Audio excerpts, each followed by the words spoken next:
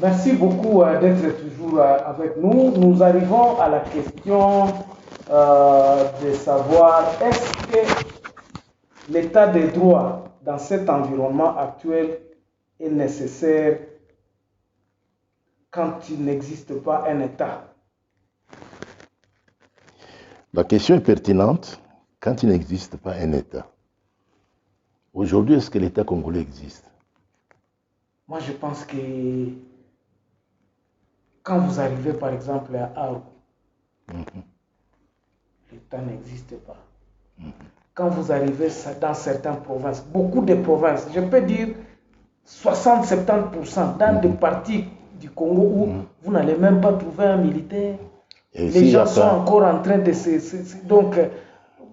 Et qu'est-ce qui explique que cet État ne puisse pas exister alors que nous sommes la République démocratique du Congo? Ça, ce sont les questions que nous pouvons nous poser pour répondre à la question.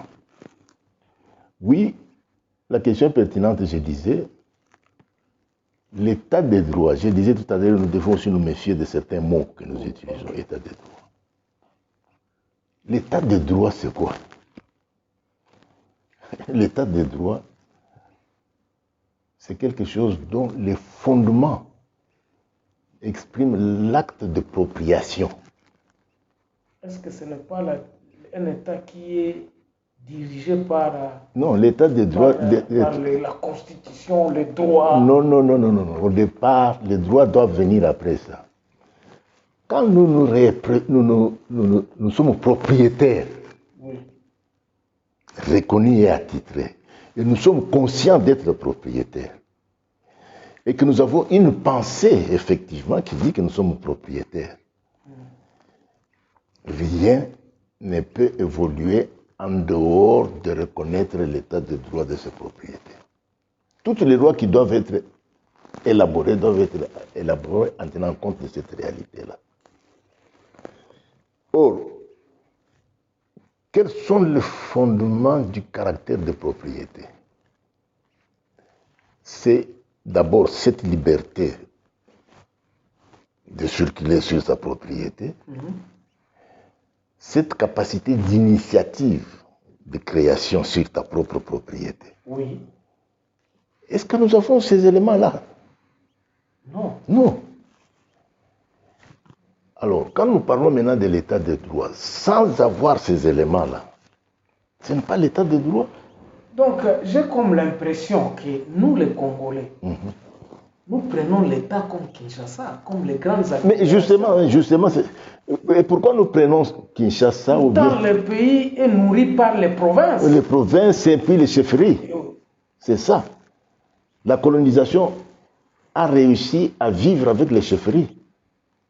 Et regarde à l'époque, par exemple, quand on a créé des grandes unités de production agricole, ce n'était pas dans les centres extra-coutumiers. Et il y a géré 18 choses. Nous y arriverons, papa. Oui. Parce que là, nous serons dans la question du patronat et de la NESA. Mais réfléchissons un peu. Moi, je suis à Mangina, où je ne trouve que 2 militaires, ou 3 au maximum. Mais à Mangina, vous allez trouver des camions qui viennent prendre du coltan. Nous avons des régions. Bon, maintenant, on va prendre l'état des droits. Est-ce que cet état de droit, c'est arrêter les gens? Est-ce que c'est cet état de droit? Quel est l'état où on peut appliquer l'état de droit? Justement, c'est ça que je veux dire, que nous en avons évoqué ici quelques aspects, parce que c'est vrai, c'est très vaste. Je disais que s'il faut développer le pays, il faut commencer par les chefferies, les milieux ruraux.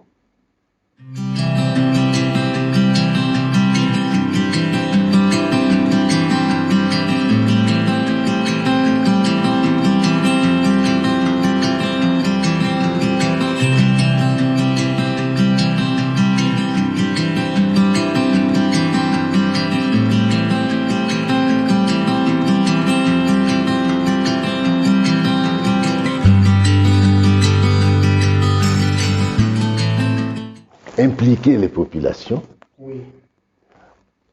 dans toutes leurs dimensions, ces populations n'accusent pas la connaissance des techniques modernes de développement.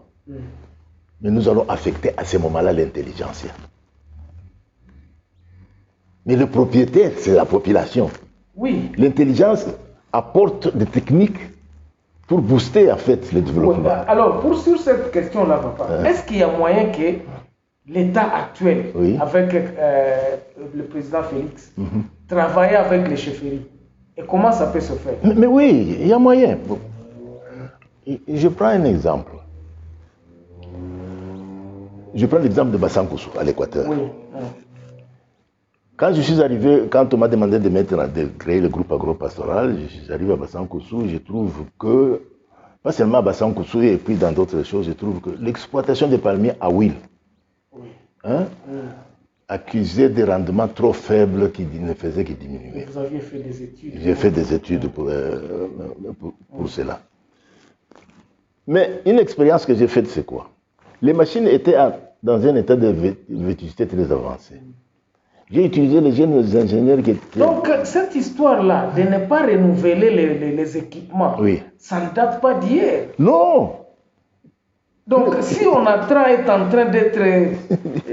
d'aller dans la décadence, c'est tout à fait normal. Nous sommes dans un système qui ne veut pas, et c'est exprès, qui ne veut pas que le Congo crée les richesses.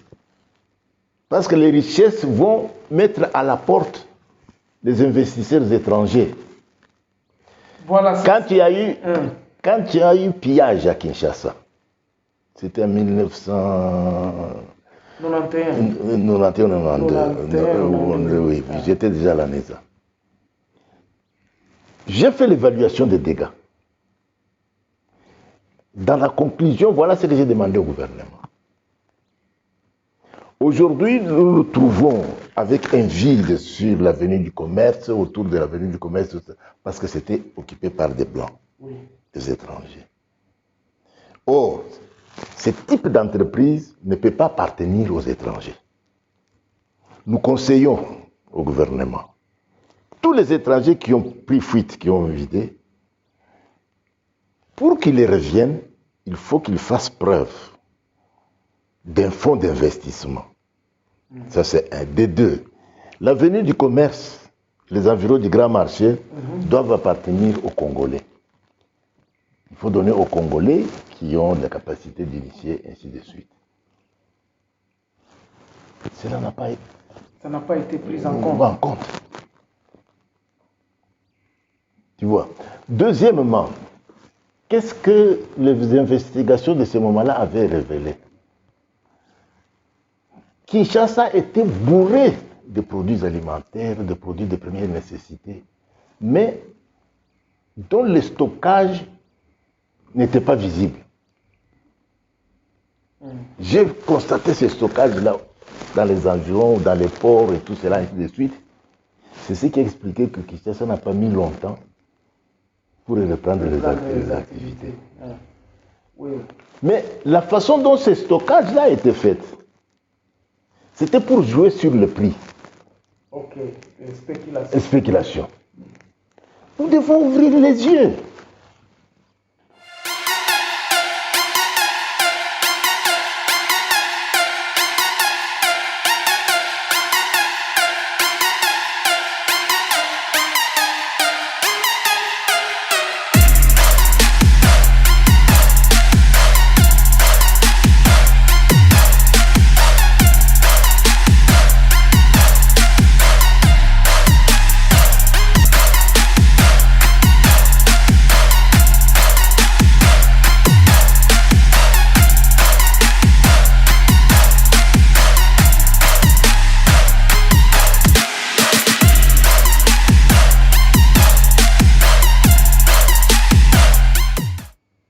C'est ce qui me fait dire que nous devons casser avec le système qui a régi le pays sur le plan d'administration, sur le plan économique, sur le plan financier. Il en est de même du secteur bancaire.